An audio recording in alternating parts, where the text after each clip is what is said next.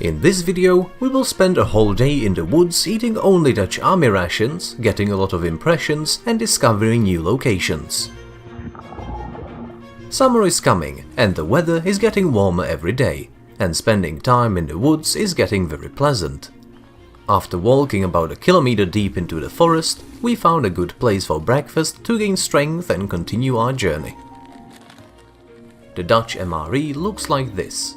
We take out the bag with breakfast and start figuring out what's in it. Perhaps the most important element of the ration is the spoon.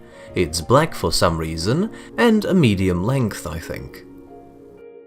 And you won't believe it, next we have vitamin D3. In nature, humans get vitamin D3 from the sun, but people spend almost all their time wearing clothes, so it's important to get this extremely important element at least in this form. But next comes an even more unusual find. It's the world's smallest toothbrush, judging by the description. And we're going to test it out, as we should after the breakfast. Next we have a pack of tissues for various purposes. And we get to the main course. Well, actually, there are two of them. To avoid wasting time making a fire, we're going to use our gas burner. The gas can of course takes up a lot of space, but I've already ordered a smaller one. We'll show it in the next videos. Meanwhile, we are opening these sweet biscuits. They're a little crumbly, but it doesn't bother us at all. It's not going to make them taste any worse. And if you top them off with this sweet thing like Nutella, it's super tasty. I could barely stop myself from eating them before the end of the breakfast shoot.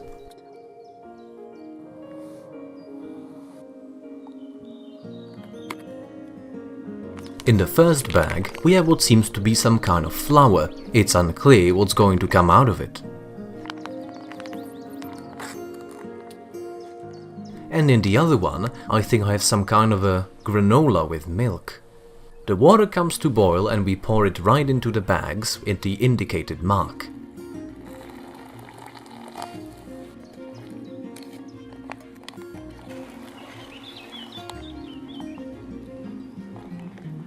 While everything gets cooked, we open this big packet of hot chocolate. There are 2 more packets of coffee, but we don't have that many mugs with us, and we can't drink that many drinks even though there's 2 of us. After cacao, we'll have these grape-flavored energy drinks. But that's not all. The Dutch seem to want to make the soldiers burst with drinks and offered us such a broth. There's not much in the bag, but the broth is quite tasty. So our porridge is ready. The first one is granola with dried fruit pieces.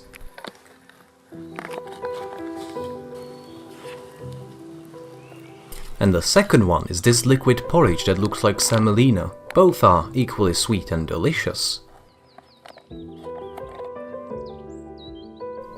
Next is a protein bar with 2 flavors on different sides. And we also found additional tea at the bottom of the bag with drinks. Breakfast turned out to be pretty good. 2 main courses, goodies and as many as 7 drinks.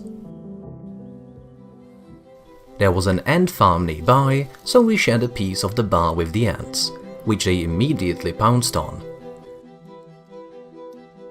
And we also gave them some of the leftover chocolate paste. It's their lucky day.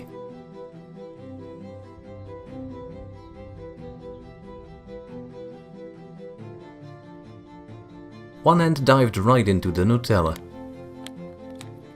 And now we unpack the micro toothbrush. It turns out to be this round green hedgehog that you put in your mouth and kind of chew and move along your teeth. Of course, it's no substitute for a full-fledged toothbrush, but it's better than nothing. Next we came across a small river, and for some reason I immediately consider it in terms of survival. Are there any fish in it?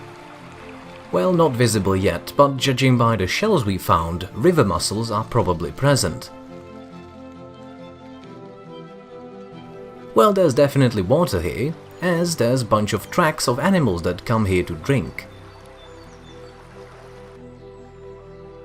On our way to the lunch spot we saw fallen birch trees. And now we're going to show you an interesting way to use birch bark. To do this, we need to make many small cuts on the bark with a knife at an angle as shown in the video. Cut out and extract the section we want.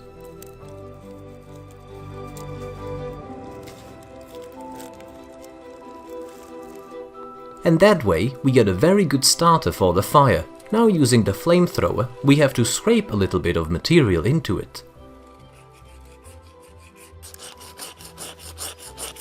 And when we release a spark, it all ignites quickly, allowing us to get a fire. Birch bark is impregnated with resin and burns much faster and longer than paper.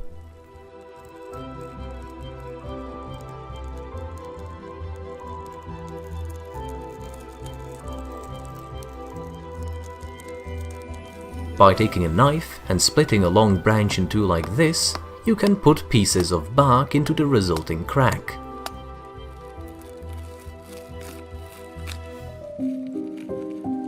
And now we have such a torch to carry fire for short distances or use it as a rapid ignition signal fire.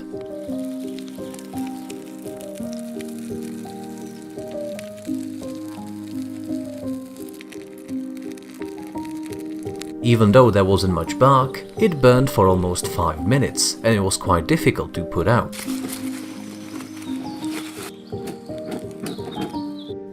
We decided to stay for lunch near the same river. Its sounds were very soothing and we could wash dishes in it later. A fallen tree will serve us as a table with an excellent view. First, we had such a package with biscuits and judging by the inscription, their expiration date comes this month. Although I've heard stories where soldiers during war were given rations that were 7 years old, so we'll definitely survive. They put a little pâté like this on the biscuits, and together they tasted great.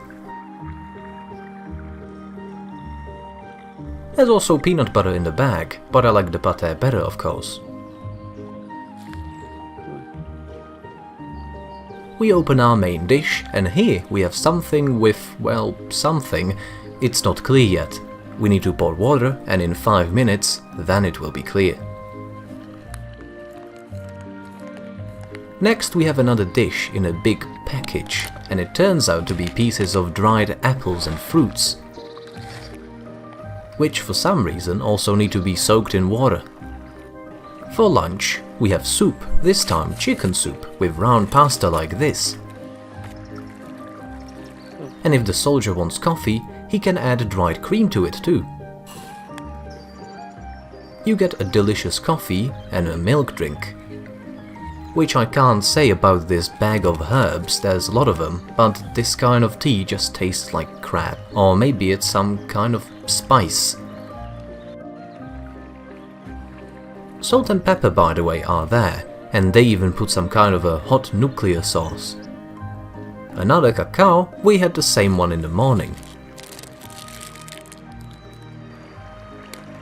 And there's this tired chocolate bar with white coating on it. A lot of you have written that this kind of coating is a sign that the chocolate is natural, so I hope it's true. And so the main course is ready.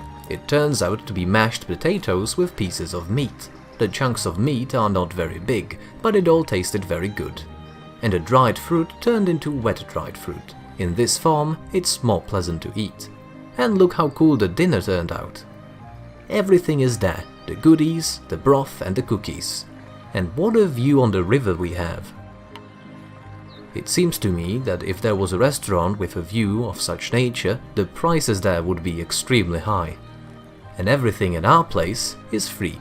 Even the fish in the river were 5 meters away from us. I threw them some cookies because they probably wanted to eat too. Oh, and the spoon broke, by the way. Also, on the river, we saw wild ducks. Look at the speed with which this daddy duck rushes to the mother and their babies. And there turned out to be a whole flock of little ducklings. How do they manage to feed so many hungry mouths? But just look, the duckling dived under the water and after a couple of seconds, it came up with a fish in its mouth. Now that's personal competence. My mother used to spoon feed me until I was 5. Though the river is not deep, it is scary to cross it through fallen trees. After all, it was not in our plans to breathe in icy water. And then, suddenly, I saw something black below the slope. It turned out to be an old TV set from the times of World War I. The name of the band is not even visible. And here we have a German soldier's shoe apparently. Well preserved, but the most interesting thing is that the TV is lying in the middle of the woods and the nearest town is several kilometers away. But the surprise didn't end there. 500 meters away, we saw an even more amazing thing. This kind of a gate that leads nowhere. I thought if you went through it, you'd teleport somewhere, but nothing happened. We were running low on water, so we found a little stream to refill. Of course, we could have done it in a big river, but the smaller the stream, the cleaner the water should be. I see all sorts of small things floating around in it, but after we boil it, it is safe to drink. Near the pond, we came across such a jawbone which someone put on a log, judging by fallen out teeth. Its owner cleaned their teeth seldom. Could it be that the jaw is of a small dinosaur, or maybe just a regular hair?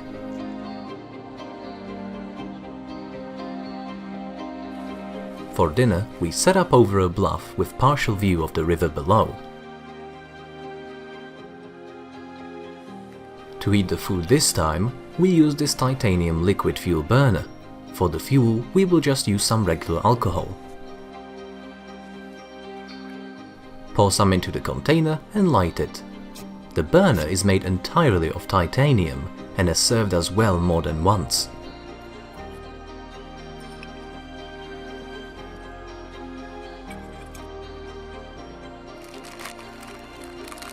Next we have these wheat biscuits. They are a little damaged to say the least, but even in this form you can put some tasty tuna pate on them and have a very tasty appetizer.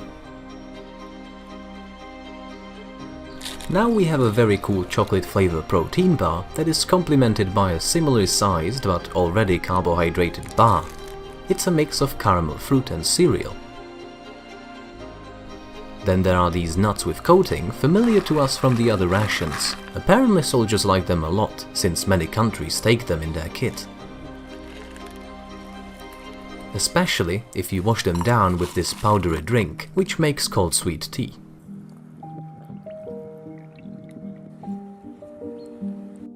So we open the main course. There's some yellow mixture here, and we immediately pour it in with the water we've tapped from the stream. But there's still some water left, enough for a hot, delicious broth as well. In 5 minutes, we open the main dish. It turns out to be some yellow porridge with vegetables and quite big pieces of meat. It is very tasty. What's more, for dinner, there was still some cacao, tea and coffee with cream, for which we simply didn't have enough water, and we just couldn't drink so much. The dinner was not less varied than the other meals, and as a whole, the ration of course deserves high marks. The sun was already setting, and after a busy day, we set off in the direction of our home. Be sure to check out our last video, it's very interesting as well.